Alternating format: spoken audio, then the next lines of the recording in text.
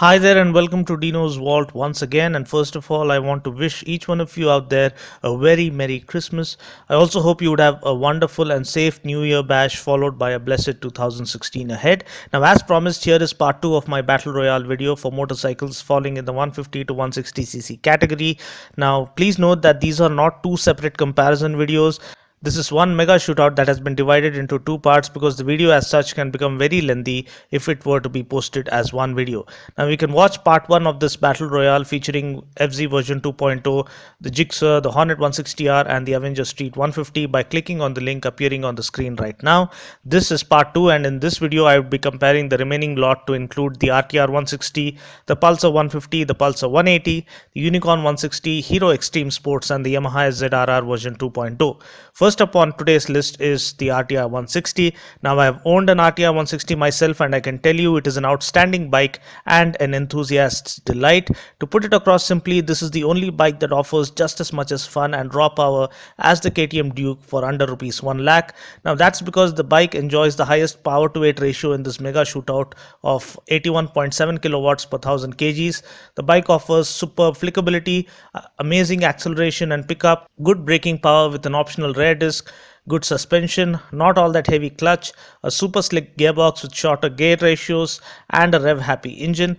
The highlight of the new RTR series has to be the twin LED DRLs that lend the bike an animalistic feel. As a part of an upgrade in 2012, the bike now gets tubeless tires that are slightly wider when compared to that of the preceding model. Now, talking about the downside or cons of this bike, the major problem for the RTR 160 has always been the vibrations. Though initially you don't mind them because of the sheer excitement that the bike has on offer, later on in your ownership tenure, the vibrations become very annoying, especially when you have to go on long rides. Now, TVS did reduce the vibrations to some extent with the 2012 upgrade, but the vibrations do still exist. Mileage wise, from my bike I used to get around 42 to 45 kmpl. Maybe you can get more if you ride it within your limits, but this is the kind of bike that wouldn't let you do that. The character of the bike is such that it is born to be revved hard and pushed to the limits. The more you rev the bike, the more the bike feels at ease, and as such the mileage figures aren't all that great.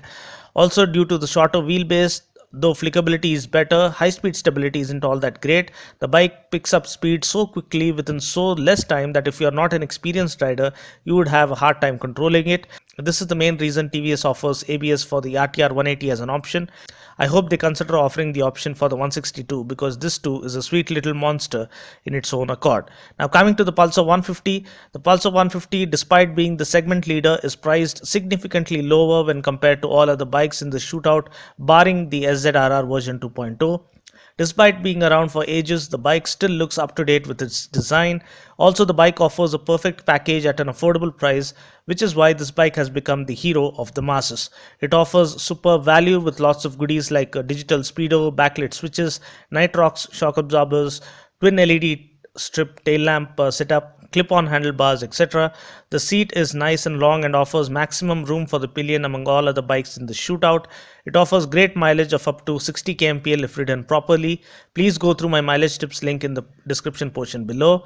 The engine is refined and offers good pickup too. The bike gets a heel and toe shifter, which I believe is a must if you are going to ride predominantly in city conditions. Nowadays, most of the bikes offer only a toe shifter, with which we start developing pain in our toes after constantly shifting gears in city traffic. Talking about its cons, the seat is slightly on the harder side for the Pulsar 150. The clutch is hard too. The bike still doesn't get tubeless tires. Bajaj always like to think ahead of the game, and I wonder why they haven't equipped this bike yet with tubeless tires.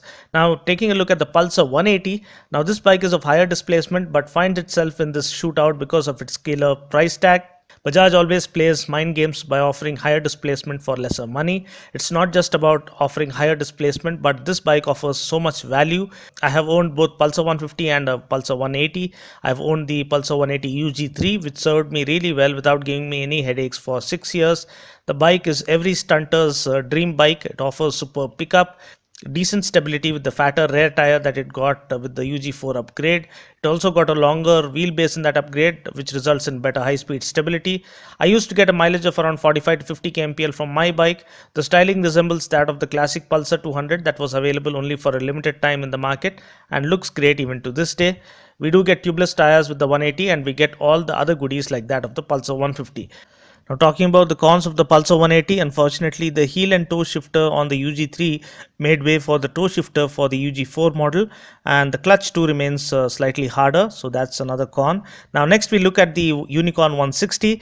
Now, the sad part with our Indian mindset is that we have a predetermined notion towards existing models in the market and don't really choose to analyze or check out a new variant of the existing model, especially if the existing model is a successful one. Now, the Unicorn 150 was Honda's first bike that they introduced after they decided to go solo in the Indian market. It was a great commuter and was very successful. With the Unicorn 160, Honda have tried to up the ante by increasing the fun factor while retaining the essence of the actual commuter. The bike offers super pickup and acceleration, the engine is super smooth, the clutch is super light, and the gearbox works flawlessly with the heel and toe shifter. Mileage too is supposed to be better with the HET or Honda Eco technology available on board. I believe you can expect around 50 to 55 kmpl. We also get a nice and comfortable unibody seat.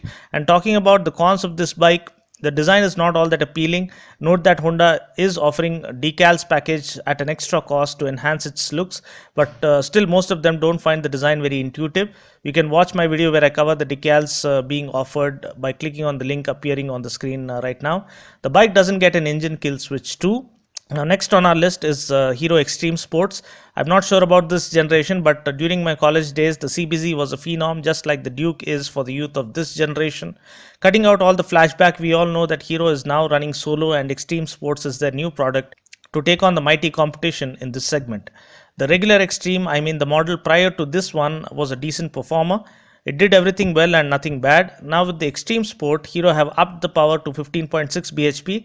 It's just about same power as that of the Hornet. But the way the power is delivered on the Hornet is way more exciting than is the case with that of the Xtreme Sports. The Xtreme Sports, as it is, does everything well as mentioned earlier. Build quality is good. The looks are decent. We get decent power on board. We do get the double disc option. We get electric start as well as a kickstarter. Seating is comfortable too, and this bike offers decent mileage of around 55 kmpl.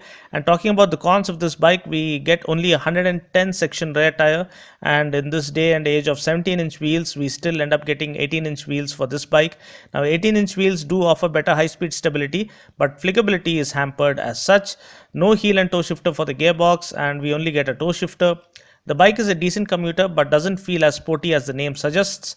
Also, the bike would suit taller riders better than the shorter ones because of its slightly higher seat height and taller stance.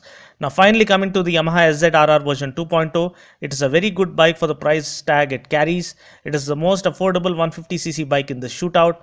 If your requirement is just to own a 150cc commuter that would serve you well over the years without expecting a lot of goodies on board, then this is the bike for you. Yamaha engines are super reliable and they last you a lifetime if you maintain them well. This bike does come equipped with Blue Core technology that promises good fuel economy without having to compromise on the fun factor. Though it is priced lower, Yamaha have tried their best within their limited budget to give this bike a nice and sporty look. The bike looks quite attractive, the engine is smooth, the clutch is light and the gearbox is smooth. We do get a heel and toe shifter here as well, which is good. We get an electric start as well as a kickstarter. The bike cannot be called a firecracker, but it does what is expected of it and it does that well. Mileage wise, I think you can expect around 55 kmpl from this bike. Please do go through my mileage tips link. I'm sure you'll find useful information there. And talking about the cons of this bike, the seat is sportily laid out and as such room for the pillion is not as much as one would expect from a 150cc commuter bike. The bike carries the least power figures in the Shootout and that is evident once you get going. It doesn't feel very lethargic, but at the same time don't expect the kind of fun other bikes in this comparo offer. Now, coming to the conclusion of this battle royale, I'm not going to give you any verdict because each bike offers something unique in its own special way, and we too individually have our own unique riding style and body stature. I have tried to share the pros and cons of all these bikes such that your decision making process becomes easier. Now it would be up to you to test ride each bike and choose the one that suits your riding style and body stature the best. Well, that's about it for now. I just hope you found this video useful. Until next time, this is Dino saying ciao, take care, God bless and ride safe.